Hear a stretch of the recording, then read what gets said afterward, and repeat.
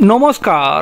ভারত এখন পাকিস্তানের বিরুদ্ধে জিতল, আগামী দিনে আবারও পাকিস্তানের বিরুদ্ধে জিতবে।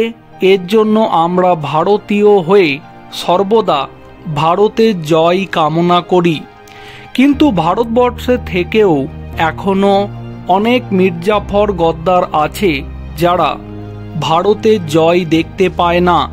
তারা চায় কিভাবে ভারতের ক্ষতি করা যায়। কিন্তু প্রশ্ন হচ্ছে, কাদের প্রশ্রয়ে এই সমস্ত মির্জাফররা এই সমস্ত কাজ করার সাহস পায়?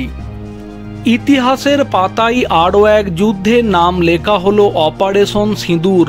নিজের সামাজিক যোগাযোগ মাধ্যমে এই পোস্ট করেছিলেন ডায়মন্ড হারবারের ফলতা বিধানসভা এলাকায় বেল সিনহাতে।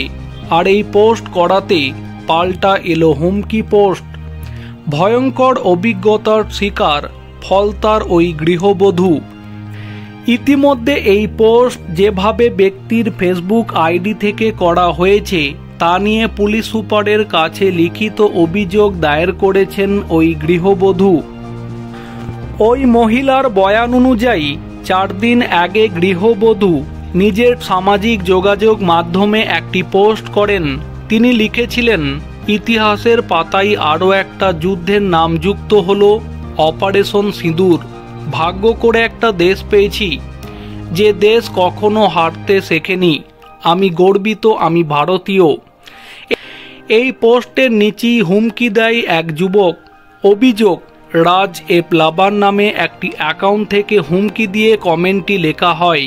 ঘটনার পরে আতঙ্কিত হয়ে পড়েছে ওই গৃহবধূ। গৃহবধূর বক্তব্য, হুমকি পাওয়া পোস্টগুলি স্ক্রিনশট নিয়ে আবারও সোশ্যাল মাধ্যমে পোস্ট করায় ফলতার বাসিন্দারা তাকে সমর্থন করেন। মঙ্গলবার দুপুরে ডায়মন্ড হারবার জেলা বিজেপির পক্ষ থেকে গৃহবধূকে সাথে নিয়ে ডায়মন্ড হারবার জেলা পুলিশ সুপার অফিসে আসেন এবং লিখিত অভিযোগ দায়ের করেন। গৃহবধূ অভিযুক্তের শাস্তির দাবি জানাচ্ছে এবং আতঙ্কে দিন কাটাচ্ছেন।